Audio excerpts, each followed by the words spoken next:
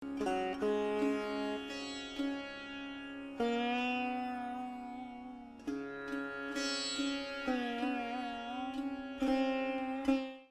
Michael Sternfeld, independent scholar and producer from United States, and he'll be giving light on the Ramayana, a living tradition.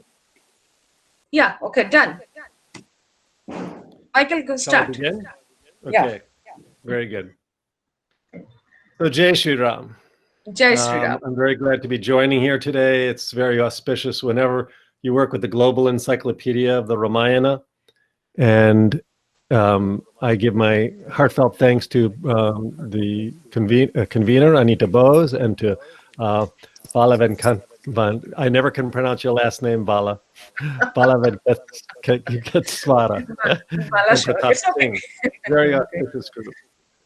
So my talk today is on the living tradition of the Ramayana. And it's really something I've been thinking about a long time. Why is it that this epic story that's thousands and thousands of years old, if we listen to Nilesh Oak, one of our esteemed colleagues, he would suggest that it's over 12,000 years old. 12,000 BC was when the Ramayana actually happened historically. So that would make it 14,000 years old. But the Ramayana is an eternal reality. The Ramayana is ever present at every point in creation. Even though it's not considered one of the four Vedas, it is really a branch of Vedic or Sanskrit literature.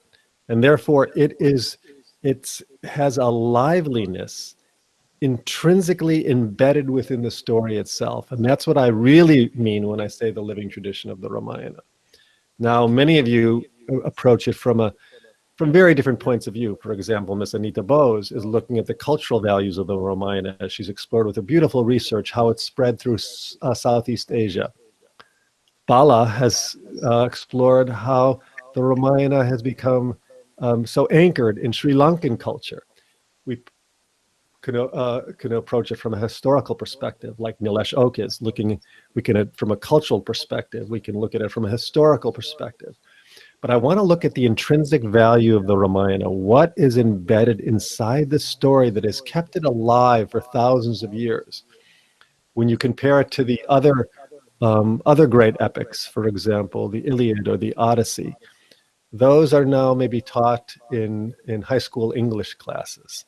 But it's not really a lively tradition where everyone is thinking, breathing, talking about it, cultural performances, Ramakatha. I mean, it's really quite amazing, the longevity of the Ramayana. It's spread through time, throughout culture. And I liken it to a banyan tree. The Ramayana is like a gigantic ancient banyan tree. It has roots that are going so deep down into the earth, which is the original, and I could make the analogy to that as the original cognition of Valmiki. Valmiki, who the great Vedic sage who cognized the Ramayana at the injunction of Brahma himself, found that this was this ancient story, this language of nature, the story of Ram, who was Avatar, an incarnation of Vishnu. So that's the vertical depth of the story. Then there's a banyan tree has these giant boughs, the branches of the tree, which horizontally extend. They're so wide, some of these ancient banyan trees, there's a whole village growing underneath the banyan tree. And that is the horizontal diversification of the Ramayana, which is why that it's reinvented itself over and over again. So even though I'm a purist on the Ramayana, one of my major projects has been the recording of the Valmiki Ramayana, which is I took the complete unedited text of the Ramayana in English and did a full complete audio production of it. It's 75 hours long. It's the world's longest audiobook. I'm a purist on the true original cognition of Valmiki Ramayana. But at the same time, I've also see how across time, across cultures, the Ramayana is completely reinventing itself and being re-experienced and retranslated and re-expressed in different cultures like Kampan Ramayana or Tulsidas Ramayana, or in modern times, what Bala just did with My Name is Ravana. It's beautiful. I mean, each of us, in a way, are like Valmiki, Tulsidas, and anyone who's doing some expression of the Ramayana is a modern day sage. And those of us who are devoted to the Ramayana are modern day sages. So I'm making this analogy of this vertical depth going down to the deepest level of truth, and this horizontal diversification, which spreads the Ramayana throughout Burma, Thailand, Indonesia, for example, in a Kachak dance in Bali. There is these expressions all happening all the time where people are touched by some experience of the Ramayana, and they want to express it in some creative, cultural, historical kind of way. So this is what I mean by the like a banyan tree going deep vertically, spreading horizontally, and this juxtaposition between this vertical depth and horizontal diversification really is an example of these two opposite values of the Ramayana, where it's the unchanging value and the ever-changing value. And to me, this is the key to the Ramayana as a living tradition. It has this dynamism between the unchanging and the ever-changing. And I want to take a pause here for a moment and just say, I'd like to ask everyone here who's on this call, and maybe who will be listening in the future, what was your original attraction to the Ramayana? Maybe the Ramayana was when you were a young boy or young girl, your grandmother read you the story. Somehow you were touched in some way when you first heard the Ramayana. And I would like you to recollect, remember what was that first spark of enthusiasm and interest in the Ramayana. And just take a moment to remember that very first time. I'll take a moment to just tune in and remember the first time you remember being exposed or growing in curiosity about the Ramayana.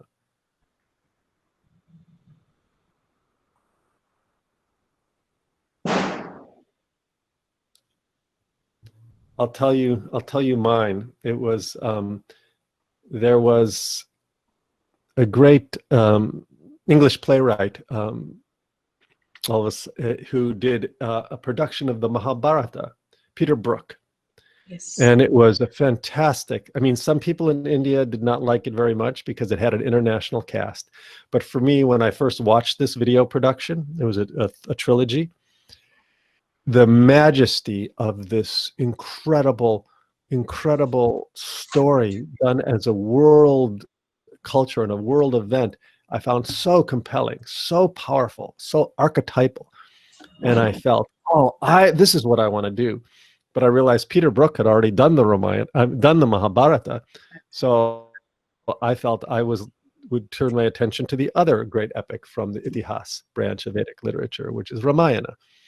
And that was my spark, is to somehow, at that time, my teacher, Maharishi Mahesh Yogi, great Vedic sage, started talking about the Ramayana. And that's when I started to feel, I would take that majestic, archetypal majesty of the Mahabharata that I saw in Peter Brook's production and pour my energy into the Ramayana. So that's my story. And since then, I've looked for ways to recreate it. There's that line, there's that expression, a Mahavakya, Prakritim Svamavashtabhya Vishvijami Puna Puna. Pardon me if my pronunciation is not very good. Curving back on myself, I create again and again. Curving back on myself, I create again and again. And isn't that the nature of the Ramayana? It curves back on itself, creating again and again. And isn't that the nature of Ram? Ram, as an incarnation of Vishnu, is curving back on himself, creating again and again. That's the story of the creation. So now I'd like to look at the three ways that I think the Ramayana, why it's so powerful as a living tradition. The first one is Ram Brahm Paramarat Rupa. Ram is Brahm. Ram is an expression of Brahm. Brahm is totality. Huge, the knit together wholeness of the absolute and the relative, the never changing and the ever changing. And what other great epic has such an enlightened hero as Ram, as the central hero, as the Ramayana? He is this embodiment of wholeness. He's wholeness on the move. And the whole story is the story of the blossoming of totality. Those were expressions that I learned from my teacher Maharishi. So there's this wholeness moving, this Brahman on the stage. That was another expression that Maharishi gave. So we have this absolute wholeness. Ram is Brahm. Ram is an incarnation of Vishnu. He is the dynamism, the creative force in the universe, is Ram moving through the story. So that's one of the reasons why the Ramayana is intrinsically has alive, because it's an expression of this dynamism. All these complex relationships. I think there was one line that said, every possible relationship is contained in the Ramayana, because every possible relationship in the universe is embodied in Ram, Brahm, Paramara Rupa. Ram is Brahm. So that's one of the core central reason why the Ramayana is a living tradition, is because we have this wholeness, this embodiment of Brahman as the centerpiece of the story. The second reason is what I alluded to in the beginning, is that there is this beautiful play of opposites. I think the Sanskrit word is dvandva, play of opposites. So I showed there was this vertical depth and this horizontal diversification. So we have this, we have in the story, like every great epic, there's this play of opposites. Is mean one value comes up and then its opposite value comes up. Like, for example, Dasharatha loves his son and wants to crown him crown prince. Kaikeyi, his beloved wife, who he thought was his beloved wife, decides to call on the two boons that she was promised because she saved his life on the battlefield. Manthara has convinced her she would lose all her rights in the kingdom, so she demands that her son, Bharat, is made king and Ram is exiled to the forest. This incredible play of opposites between Dasharatha's love for his son, and he has to honor his word, his agreement. The Ramayana is filled with those opposite values. And it forces us as readers or listeners to swing between these opposing elements. How can we reconcile this? How can we reconcile when Ram has to banish Sita? Our emotions feel this love. Ram can't banish Sita. He loves her.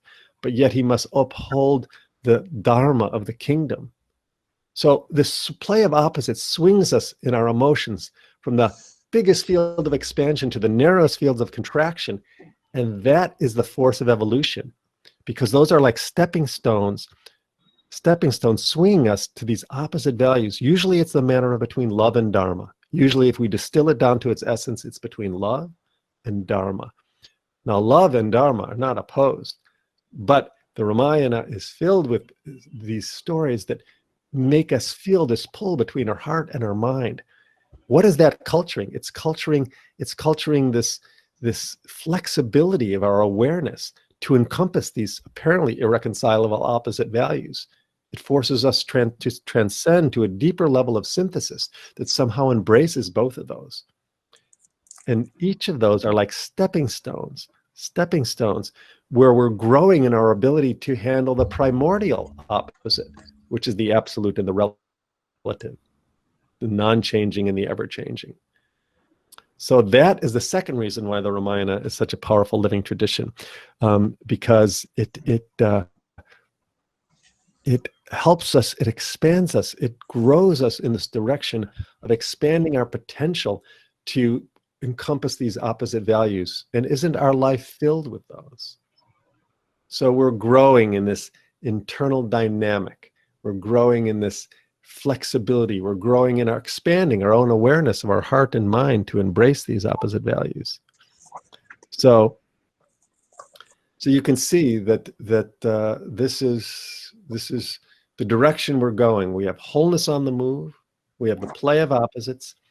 And the third value, why is it? The third value is the Ramayana is something that's, across Buddhist culture, Muslim culture in Indonesia, Hindu culture in India, and me. I'm Jewish in the United States of America, and I found this Ramayana, this deep resonance with the Ramayana. And it's because I think the Ramayana, and goes back to the brilliant work of Dr. Tony Nader, who's spoke at the conference that Anita and I spoke at just a couple of weeks ago, made an amazing discovery. He's an MD and a physiologist, a PhD in physiology.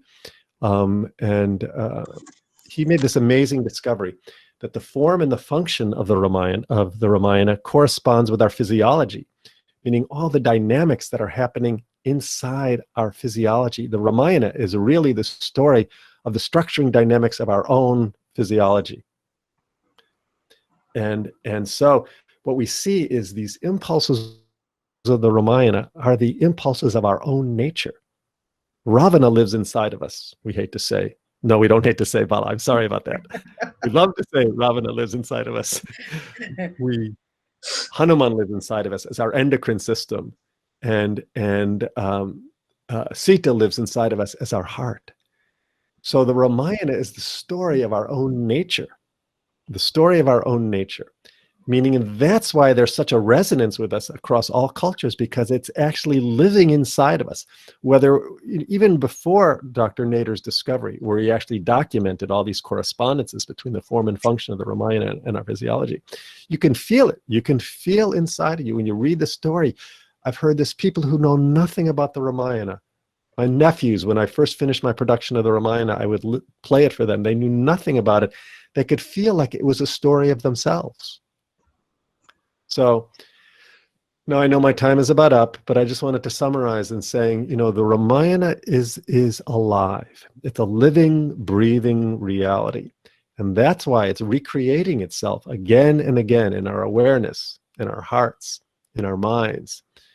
And that's why we find it also expressed in this continuing expression across cultures, time, and places. Those are the outer values. Those are like the fruits of the tree. But now at least we understand the roots of the tree. And these roots stretch vertically down to the very source of life, which also happens to be the deepest level of our own nature. So we have horizontal diversification, vertical depth. This is the full range of the Ramayana, the full expression of Brahman on the stage.